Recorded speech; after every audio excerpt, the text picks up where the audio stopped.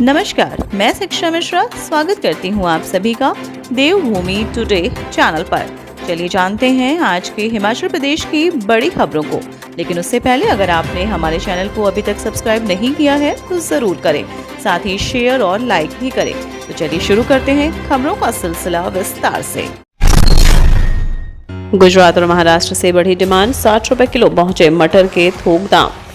गुजरात और महाराष्ट्र से हरे पहाड़ी मटर की मांग बढ़ने के बाद शिमला की ढली मंडी में मटर के थोक दामों में रिकॉर्ड वृद्धि हुई है। गुरुवार को मंडी में मटर 60 रुपए किलो के थोक भाव पर बिका।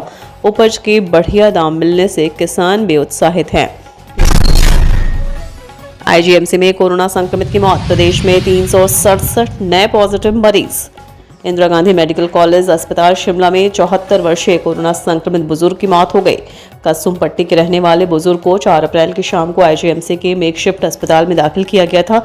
इसके अलावा गुरुवार को हिमाचल प्रदेश में 367 कोरोना के नए मामले सामने आए। हिमाचल प्रदेश में सक्रिय मरीजों की संख्या 1933 पहुंच गई है। गुरुवार को जिला कांगड़ा में 85, मंडी में 76, हमीरपुर में 50, बिलासपुर में 31, सोलन में 24, चंबा और सिरमौर में 20, शिमला में 19, ऊना में 13, कुल्लू में 12, लाहौल स्पीति और किन्नौर में 7 लोग कोरोना पॉजिटिव हुए हैं। हिमाचल में विकास कार्यों के लिए 82 करोड़ रुपए की पहली किश्त जारी। राज्य सरकार ने प्रदेश में विकासात्मक कार्यों को गति देने के लिए करीब 82 करोड़ रुपए की पहली किश्त जारी कर दी है। इसमें विधायक स्थानीय क्षेत्र विकास निधि के तहत 34.29 करोड़, विकास में जन सहयोग के लिए 12.37 करोड़, मुख्यमंत्री ग्राम पथ योजना के अंतर्गत 2.20 करोड़ और प्रदेश के 10 जिलों के लिए क्षेत्रीय विकेंद्रीकृत योजना के तहत 26.19 करोड़ आवंटित किए गए हैं। किन्नौर, लाहौल स्पीति, पांगी और भरमौर के जनजातीय क्षेत्रों को विधायक विकास निधि के तहत 5.62 करोड़ और विकास में जन सहयोग कार्यक्रम में 2.7 करोड़ रुपए अतिरिक्त प्रदान किए गए हैं। मुख्यमंत्री सुखविंदर सिंह सुक्खू ने वर्ष 2023-24 के बजट में विधायक स्थानीय क्षेत्र विकास निधि बढ़ाकर 2.10 करोड़ रुपए करने की घोषणा की और उसी के अनुसार पहली किश्त जारी की है। हिमाचल विधानसभा सत्र सुखाश्रय विधेयक पर चर्चा के दौरान सुक्खू जयराम में तीखी नोकझोंक। हिमाचल प्रदेश सुखाश्रय विधेयक पर चर्चा के दौरान सुक्खू और जयराम में तीखी नोकझोंक हुई। उन्होंने कहा कि यह संयोग है कि सुखाश्रय योजना मुख्यमंत्री के नाम के बहुत करीब है। जब हम मुख्यमंत्री थे तो उन्हें भी अधिकारी कहते थे कि जय श्री राम नाम के साथ योजना शुरू की जाए। वे इनकार करते थे कि केवल भाव होना चाहिए। ट्रेनिंग के दौरान अधिकारियों को गुड़ सिखाए गए होते हैं, जो बात नेता को सही लगे वह करनी चाहिए। इस मामले में भी अधिकारियों की सलाह लग रही है।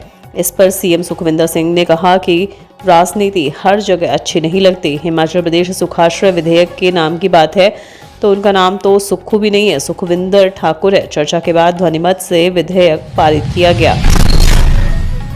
मुख्यमंत्री सुक्खू बोले, आईजीएमसी टांडा मेडिकल कॉलेज में 6 माह से शुरू होगी रोबोटिक सर्जरी। आईजीएमसी शिमला और मेडिकल कॉलेज टांडा में पायलट आधार पर 6 माह में रोबोटिक सर्जरी की सुविधा शुरू हो जाएगी। मुख्यमंत्री सुखविंदर सिंह सुक्खू ने यह जानकारी स्वास्थ्य विभाग के अधिकारियों की बैठक की अध्यक्षता करते हुए दी। इस संबंध में जल्द ही चिकित्सकों व अन्य स्टाफ को प्रशिक्षण प्रदान किया जाएगा।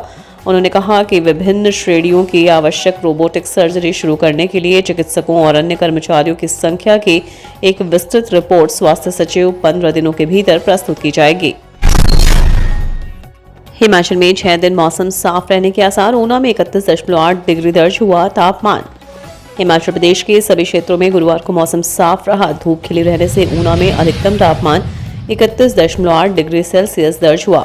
मौसम विज्ञान केंद्र शिमला ने 12 अप्रैल तक प्रदेश में मौसम साफ बने रहने की संभावना जताई है। इस दौरान अधिकतम तापमान में और अधिक बढ़ोतरी होने के आसार हैं। प्रदेश में मौसम खुलते ही अब सुबह और शाम के समय में ठंडक कम होनी शुरू हो गई है। हिमाचल विधानसभा बजट सत्र के अंतिम दिन 2 विधेयक ध्वनिमत से पारित। हिमाचल प्रदेश विधानसभा में गुरुवार को बजट सत्र के अंतिम दिन 2 विधेयकों को ध्वनिमत से पारित कर दिया गया। दोनों ही विधेयकों पर चर्चा भी हुई। सत्ता पक्ष और विपक्ष में तीखी नोकझोंक होती रही। प्रश्नकाल और 2 ध्यानाकर्षण प्रस्तावों को लाने के बाद पहले हिमाचल प्रदेश भूगर्भ जल संशोधन विधेयक पारित किया गया। इसमें नियम तोड़कर ट्यूबवेल लगाने वालों के लिए 5 साल की कैद की सजा के प्रावधान को खत्म किया गया है। हालांकि 10 लाख रुपए के जुर्माने के प्रावधान को बरकरार रखा जाएगा। इसी तरह से सदन में एक और नया विधेयक पारित किया गया। इसे हिमाचल प्रदेश सुखाश्रय विधेयक 2023 के नाम से दिया गया। इसमें अनाथ बच्चों को चिल्ड्रन ऑफ द स्टेट मानते हुए कई कानूनी अधिकार दिए हैं। हिमाचल प्रदेश भूगर्भ जल संशोधन विधेयक को पारित करने का प्रस्ताव उप मुख्यमंत्री मुकेश अग्निहोत्री ने रखा, जबकि हिमाचल प्रदेश सुखाश्रय विधेयक का प्रस्ताव सामाजिक न्याय एवं अधिकारिता मंत्री धनीराम शांडिल ने सदन में रखा। भांग की खेती को वैध करने के मामले में 5 सदस्यीय कमेटी गठित, सीएम सुक्खू ने सदन में किया ऐलान।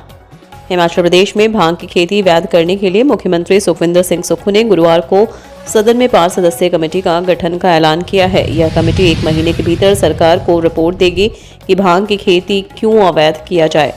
सीएम ने सदन में कमेटी बनाने का प्रस्ताव रखा। इसमें पक्ष और विपक्ष के 5 सदस्य शामिल होंगे। राजस्व एवं बागवानी मंत्री जगत सिंह नेगी की अध्यक्षता में यह कमेटी रिपोर्ट तैयार करेगी। कमेटी के अध्यक्ष राजस्व एवं बागवानी मंत्री जगत सिंह नेगी होंगे, जबकि विधायक पूर्णचंद हंसराज, डॉक्टर जनकराज, सुंदर ठाकुर सदस्य होंगे। मुख्यमंत्री ने कहा कि भांग को औषधि के लिए इस्तेमाल किया जाएगा। कैंसर, मधुमेह, तनाव आदि की दवाओं में इसका इस्तेमाल होता है, लेकिन रिपोर्ट आने के बाद ही इसका सही इस्तेमाल पता चलेगा। यह भी देखना होगा कि नशे की प्रवृत्ति न बढ़े। कानूनी प्रक्रिया का दुरुपयोग करने पर हाईकोर्ट ने लगाया 1 लाख का जुर्माना।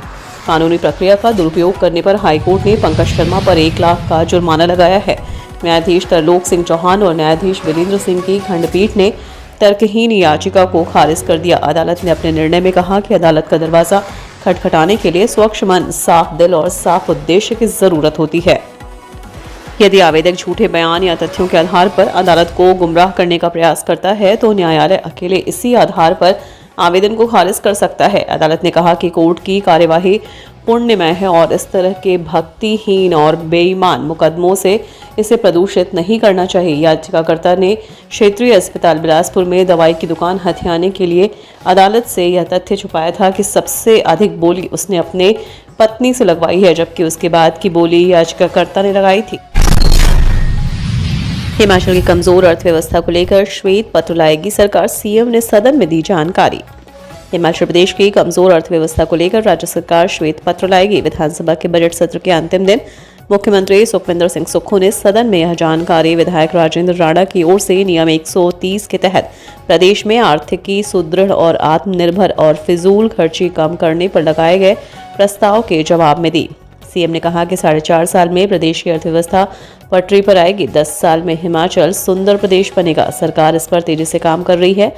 राज्य की आर्थिक स्थिति ठीक नहीं है। ये हालात अब के नहीं बल्कि पहले से चल रहे हैं। 100 दिन के भीतर सरकार को 6,000 करोड़ का कर्जा लेना पड़ा है। पूर्व भाजपा सरकार ने आर्थिक स्थिति सुधारने के लिए कुछ नहीं किया। आज हिमाचल के हर व्यक्ति पर 92,833 रुपए का कर्ज है। तो ये थी आज के हिमाचल प्रदेश के प्रमुख खबरें। अगर वीडियो आपको पसंद आई हो तो लाइक, शेयर और सब्सक्राइब जरूर करें। धन्यवाद। बंगाल से सिद्धि प्राप्त 64 शक्तियों के माहिर, इमीडिएटली रिजल्ट, बाबा सलीम खान। पक्का काम, तुरंत समाधान। हम कहते नहीं, करके दिखाते हैं। It is my promise. जैसे नौकरी, कारोबार, घर में क्लेश, किया किराया, जादू टोना, लव मैरिज प्रॉब्लम, सौतन दुश्मन से छुटकारा, विदेश यात्रा, स्पेशलिस्ट मनमोहनी, वशीकरण व मुठ करनी। घर बैठे 11 घंटों में A to Z समस्याओं का पक्का समाधान करवाएं।